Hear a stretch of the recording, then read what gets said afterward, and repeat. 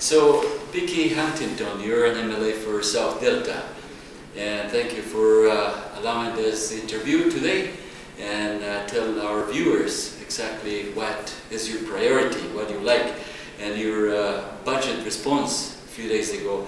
In your speech you said that you proposed the members of Parliament, or this House Legislative Assembly, that the government activate a non-partisan committee to explore and define some social issues. What is that social issue that comes to the top of your mind right now? What I was speaking about was my concern that that we're entering a period of social transformation that is not understood, I don't believe, by government or the people. And that there are two elements of that are coming together in what we could call a perfect storm. One is the aging population and what that is going to mean for our loss of our traditional tax base, plus the increasing stress on the social system to provide for that aging population. And the second is what I believe to be the impact of the new global business environment, which is shifting our traditional manufacturing tax base offshore. And in BC, the problem is added to, if you will, by a diminishing or a struggling resource sector.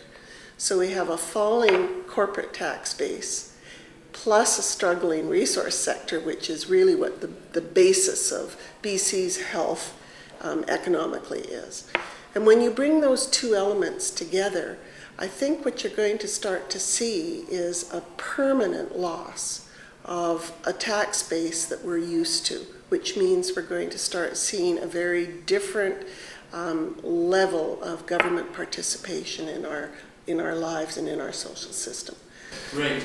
And now polling.ca, we have a section which is finance, and then you have taxes. And the topic of corporate taxes and individual income taxes, and GST, which is transaction taxes, BST, GST, HST, all those things are on now polling.ca. The issue is larger than just the question of taxes. The issue is, as the tax base continues to grow smaller and smaller because of the aging population and because of the changing business environment, what do we want society to look like?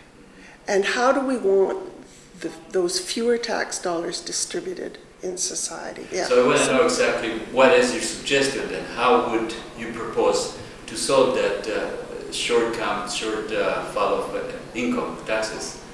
Well, that's what I was proposing in the budget speech, that the issue is such a grave one for society as a whole that we need to have that debate with the people. And in order to have that debate, you have to define exactly what the problem is. Okay, but we don't have all the people here, and I want to know, how do you think it should be solved? The government can't do this alone, in my opinion. I believe that the people have to be, the change is going to be so enormous that the people have to be involved. Okay. Now, so, but you don't have any particular suggestion of how would we solve that? No, I think the problem is too great for government to do it by itself, because then it becomes a dictatorial change, and that is what we want to avoid. And that's why we want opinions. That's right. For people to say, yeah, I agree with that opinion, or no, I don't think that's the And now opinion. polling.ca is a wonderful mechanism to participate in that type of debate. If government won't lead that debate, at least organizations like nowpolling.ca can put the issue out there, and we can get the feedback from people on how they feel government ought to be moving into the future. How should it withdraw tax monies from organizations, or should it? And how and where should those tax dollars be put? Would you like to see some of the answers that some people have, some opinions that some people have already entered in now polling.ca? Would you like to look at them and see? I'd love to. If you go to provincial, is that a provincial one?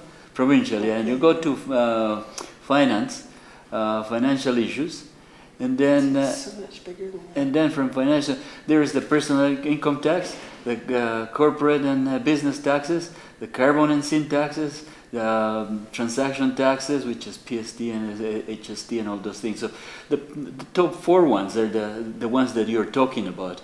You're referring to the problem of taxes. No, I'm referring to, I guess I haven't. That I think is- what we have a crisis is in governance as we go Oh, it's into not the taxes. future. And the issue surrounding governance is how do you distribute the taxes that you do have? Distribution of taxes. The Okay. distribution of taxes. Oh, okay. See, my question would be more to the effect that we're entering a period of great social transformation. And how do you feel government ought to be responding to that and distribute these scarce tax dollars in order to maintain a quality of life? What I'm saying is that the whole structure of government is going to start changing. The whole relationship of government to the people. And that's going to happen for two reasons. Yeah, One, before you go into the two reasons, can you expand a little bit more and changing from what to what? What is that change that you perceive? the relationship we have today with government, where we have government providing funding for all sorts of arts, cultural, social organizations. And that should change to what? It is going to change because there is going to be an increasingly difficult, because our tax base is going to become less and less and less. And that's for two reasons. We have an aging population, which is our traditional tax base, which is no longer going to be providing that traditional tax base. And at the same time, it's drawing enormously on the social service system. The money that it's going to be drawing out of that system is very large. So it's drawing money but not putting any back into the coffers. And that the second thing is that your whole corporate structure, tax structure, is starting to change. Both of those coming together means there is not going to be any money in the provincial coffers. If there's no money in the provincial coffers, then how do you support the services that we're used to? There have been several polls asking people, if you need better health care, would you be willing to pay more taxes? That's one of the questions that can be asked. Do we put our money solely into health care? How do you divide the money between health care and education? Some people that answer to nowpolling.ca, some of them, they say, we want the government to pay 100%. Government is no longer going to be able to pay 100% of anything. It's just not going to be part of our future. And how do we want our very, very scarce tax dollars to be spent on that? And why are taxes scarce? It goes back to those two issues of an aging population that is not going to be providing taxes anymore. They're retired. And you've got the corporate, the global business, globalization, if you want to say, is pulling our normal manufacturing industries off. It's redistributing our wealth to the third world. Now the Liberal government here has cut taxes since they came in power. Yep. So do you think that would have a relation to diminishing funds in the coffers of government when you cut taxes? And also the federal government has cut in corporate taxes.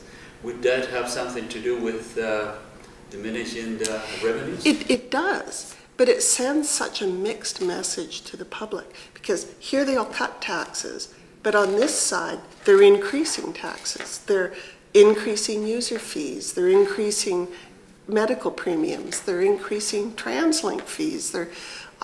So they're cutting taxes over here, but they're making up for it on the backs of the consumer. So it's a shifting tax burden that's going on right now.